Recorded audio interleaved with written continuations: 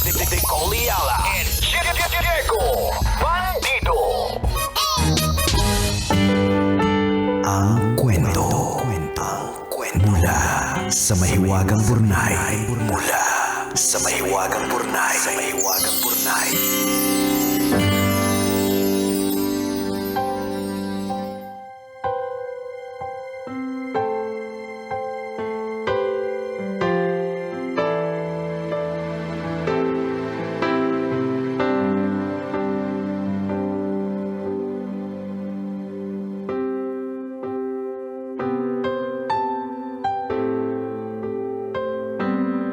Dear Kumikinang na Tambalang, Nicole Ayala at Diego Bandido.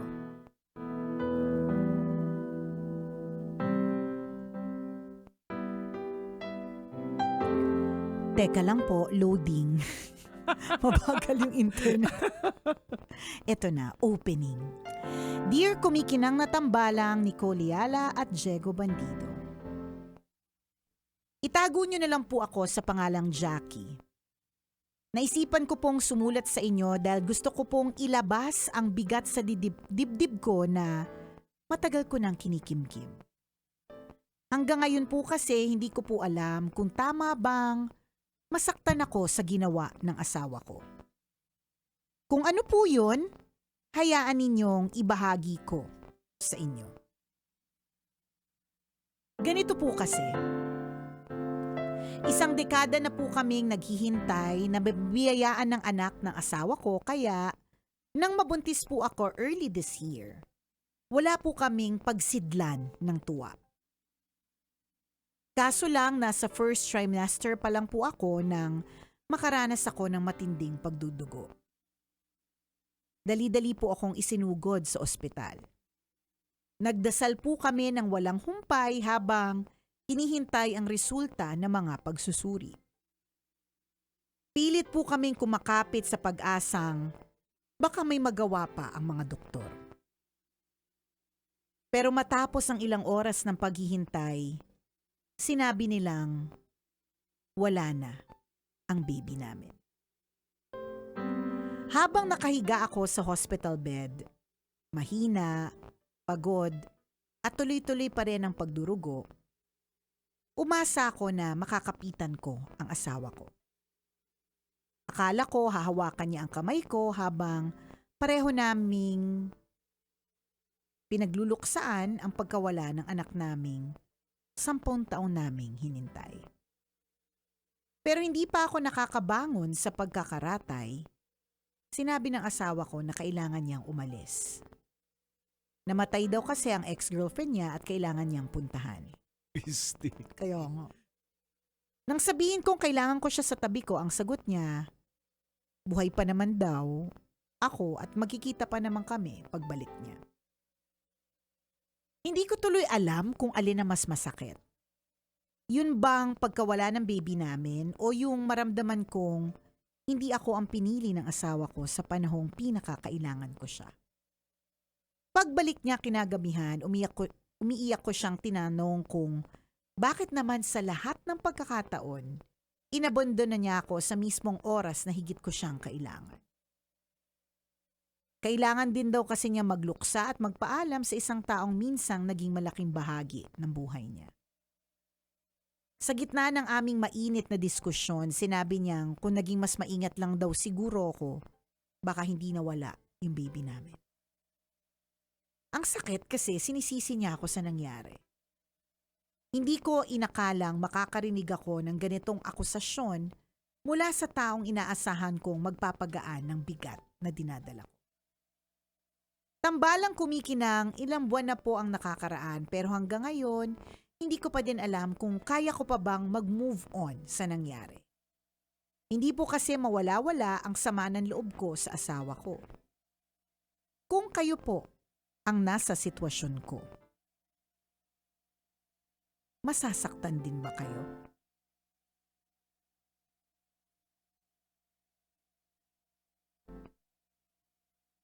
Ang inyong kumikinang na tagapakinig, Jackie.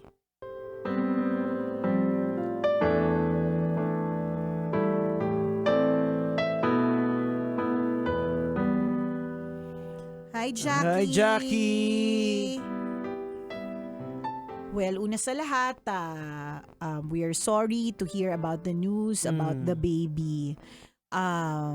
Walang words ang pwede makapagpakalma sa'yo for whatever reason. So, hindi naman lang din ako din mag-attempt. Kasi baka mamaya magsabi pa akong okay lang yan. Hindi naman talaga okay, diba? It's not easy. I've been there in that situation kung saan naghihintay ka. And for every negative pregnancy test, isa siyang napakalaking frustration. And on your part, naitawid na sana, 'di ba? Lumagpas, pinasana ang pregnancy test sa wakas, 'di ba? Pero hindi rin naitawid hanggang sa susunod na part of the pregnancy. So no actual words can make you feel better. So we're sorry that you have to go through that. Ako And naman masasabi ko, Jackie, I definitely how you feel. Not exactly, but alam ko yung pinagdadaanan mo kasi napagdaanan namin ng asawa ko yan. Not once, but twice. Oo, Dalawang correct, beses. Correct. Kaya Correct. alam ko yung bilang isang babae yung pinagdadaanan mo. Nakita ko sa misis ko yan eh. Correct. Hindi Oo. siya Na madali. Hindi talaga Hindi siya siya madali. madali. And it will take time. Ang problema pa ni Jackie, ang mas lalo nakadagdag sa kanyang damdamin is bukod sa nawala ng baby, yung wala yung kanyang asawa sa kanyang tabi at the time that she needed him most, tapos meron pang pagsisisi na naganap, di ba? Well, ganito kasi yan na galing sa perspective na pumasok po sa ganyang sitwasyon. Depende kasi sa lalaki. Like ako siguro, dahil ako lang yung tipong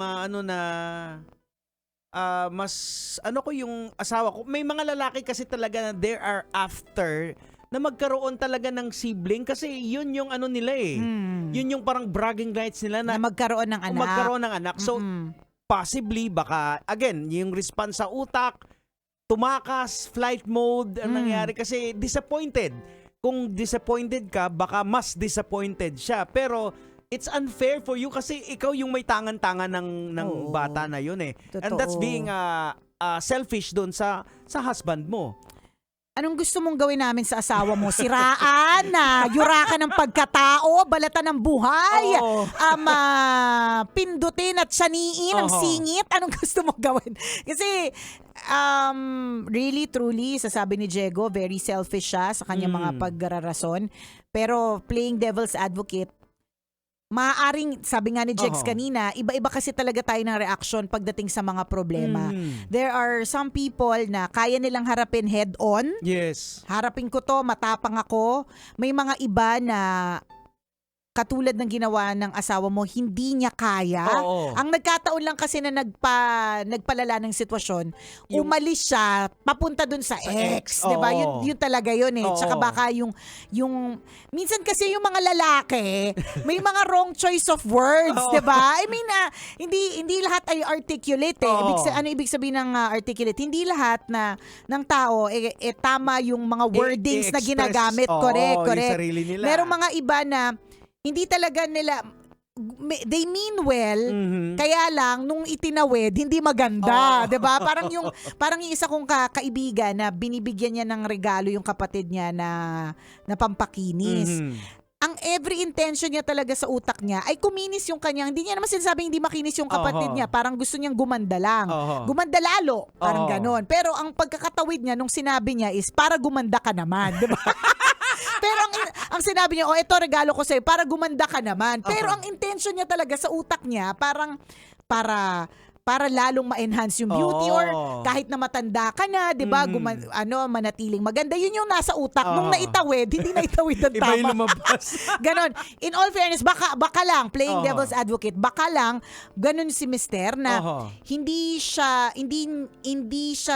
parehas mo kasi iba-iba talaga tayo, hindi siya parehas mo ng pagharap ng problema, so kinailangan niyang umalis, tapos nagkataon na yung ex-girlfriend niya yung naging easy way or something, tapos hindi niya naman dapat naitawid yung mga naitawid niya na mga salita. I mean, ikaw yung mas makakakilala sa kanya eh. Oo. Wala lang. Siguro definitely at this point, very hormonal ka. Oo. At this point, mataas ang emosyon ninyo talaga parehas. Nakakainis at nakakayamot kung titingnan kung ayoko mag-play ng devil's advocate, gusto kitang kampihan. Nakakabwisit talaga yung jowa mo, nakakainis. Oo. Pero, may it not be the end of the relationship. Yan naman ang goal natin dito, Jackie. Hindi para sirain yung relasyon nyo.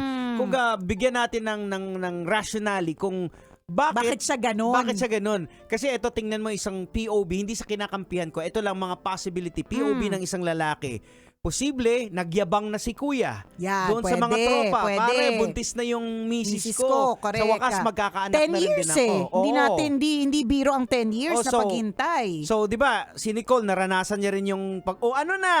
May laman na ba yan? Yung mga ganyan. Hindi yan madaling harapin Lalo na sa mga kalalakihan, syempre yung machismo spirit. Correct. So, nung nangyari, parang biglang, kasi hindi siya normal na ginagawa yung iiwan mo yung asawa mo eh. Baka siguro Baka matindi din yung epekto sa kanya, pero hindi pa rin din tama yung ginawa niya. Naiwan ka. Mali pa rin yun. Oo, hindi mali natin, pa rin din yun. Hindi namin justify at hindi namin ini-invalidate yung Oo. nararamdaman mo kasi valid yung feelings mo. Sabi nga namin, kung ayaw namin kampiyan yung asawa mo at ikaw kakampiyan, nakakabwisit talaga Oo. siya. Kaya lang, dun lang sa part na just maybe we really have different ways of approaching Yan. things, Oo, 'di ba? yung coping mechanism Correct, magkakaiba. iba-iba eh, Oo. 'di ba? Kaya nga in the same way, 'di ba, as a Gallup certified strength coach, lagi ko po tong sinasabi, iba-iba po tayo ng naturaling response natin sa mga bagay-bagay Aha. kasi iba-iba tayo ng strength. Yes. So oo. merong mga iba na very strong sila sa pagharap sa mga ganyang klase mga problema kasi yun yung strength nila. May mga iba hindi natural sa kanila yung Oho. haharapin eh. Kailangan muna nila ng escape bago Oho. nila maharap. May mga ganon. Ayan. So hindi ito, may it not be the end of the relationship. Ang maganda dito, at least in-express mo. Siguro ang dapat pang lalo mong i-express sa kanya is nasaktan ka din dun sa mga pagrarason niya. Gusto Oho. mo siyang intindihin. Correct. Ayaw mo na maging itong dahilan ng mitsa ng inyong relationship, yung mga ganyan. At ayaw mo na maulit. Oo. Tsaka ang tandaan mo dito, Jackie, pareho kayong nawalan. Pareho Totoo. kayong Siya nawalan. din. Oo, Siya nawalan din. din siya eh. Correct. So siguro, baka siya yung tipo ng lalaki na kailangan niya rin din ng i-comfort kasi ang bigat din ng pakiramdam siguro sa kanya kasi nga 10 years, imaginein mo na inaantay, siguro niyabang niya na nung nabuntis ka. Correct. At alam niya na ikaw hindi ka rin makakapag-comfort sa kanya kasi Ikaw din mismo need mo yung rin din ng nasa... comfort. So baka ganon. baka hinanap niya sa iba na Oo. merong makinig sa kanya, merong sabi siya, okay lang yan pare. Mga ganyan.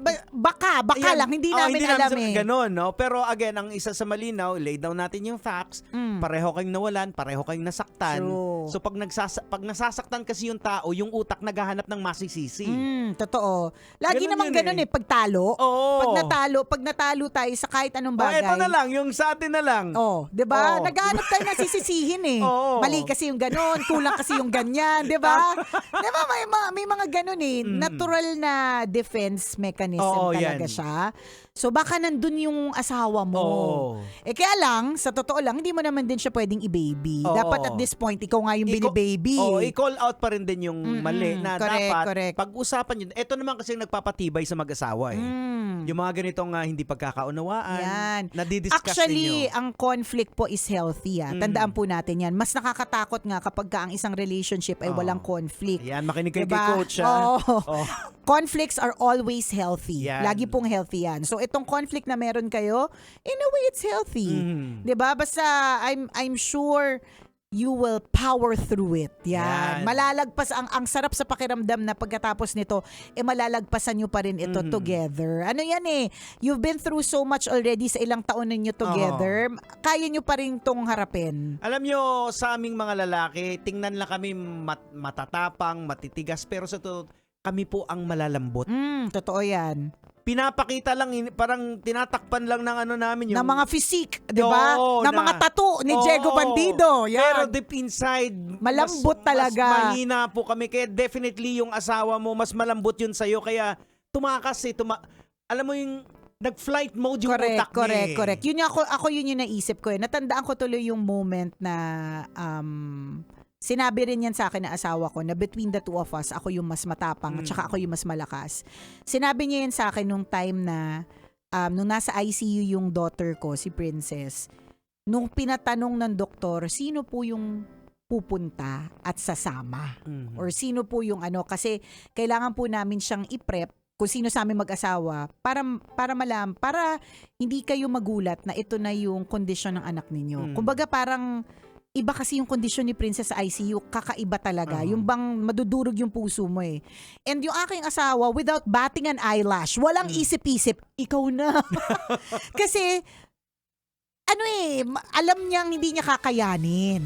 Tama. 'Di ba? Oo. So, yung mga gantong usapan, ituloy natin Tama. sa podcast. Yan. Abangan!